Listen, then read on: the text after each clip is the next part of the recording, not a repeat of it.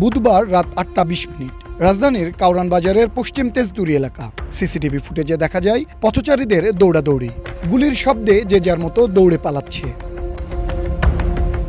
তখনই গুলি করা হয় ঢাকা মহানগর উত্তরের স্বেচ্ছাসেবক দল নেতা আজিজুর রহমান মুসাব্বিরকে। তার সঙ্গে ছিলেন তেজগাঁও থানার ভ্যান শ্রমিক ইউনিয়নের সাধারণ সম্পাদক আবু সুফিয়ান মাসুদ সহ কয়েকজন। ঘটনাস্থলটা এই গলির মাঝ বরাবর, সেখানে অন্ধকার।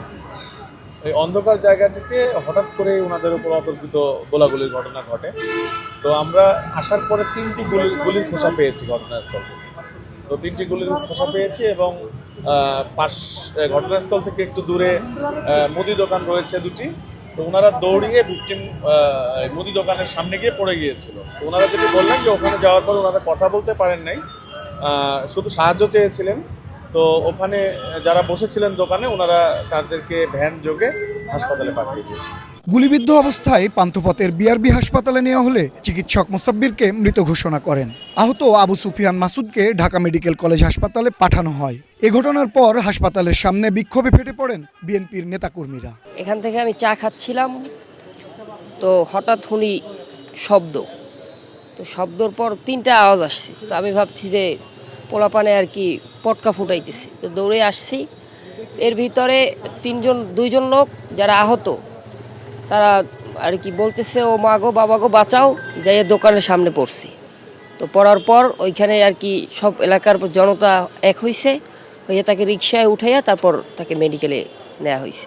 আমরা খুব মর্মান্তিত, মানে আমার কি বলবো, ভাষার প্রকাশ করে বুঝাইতে পারতেছি না। প্রশাসনের কাছে আমাদের একটাই আকুল আবেদন, আমার ভাই আমার নেতা আজিজুর রহমান মুসাব্বিরকে যারা গুলি করছে তাদেরকে অতি বিলম্বে আইনের আওতায় এই না তাকে শাস্তির ব্যবস্থা করতে হবে। মিলিকের টাইমে যেগুলা না সমস্যা ছিল, এখন জামাত সেটা করতেছে, একমাত্র জামাত আর শিবিররা করতেছে। আমরা এটা সুষ্ঠু বিচার চাই। পরে মুসাব্বিরের মরদেহ ঢাকা মেডিকেলে পাঠানো হয়। সেখানে ভিড় করতে থাকেন নেতাকর্মীরা। একজন ত্যাগী এবং সাহসী নেতৃত্ব এই আজিজুর রহমান মুসাব্বির।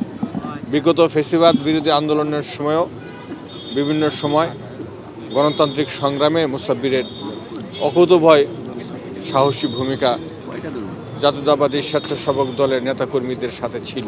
রাজনীতির কারণে অনেকবার গ্রেপ্তার হয়েছেন, জেল কেটেছেন।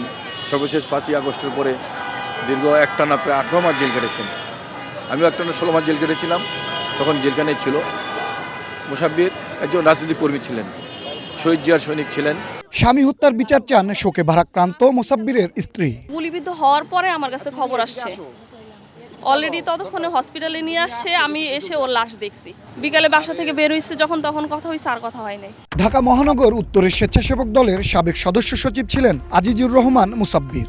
বিএনপির অনেক নেতাকর্মীর অভিযোগ, নির্বাচন বানচালের লক্ষ্যে এমন সন্ত্রাসী কর্মকাণ্ড। আনোয়ার সাদাত নূর, ওয়ান নিউজ, ঢাকা।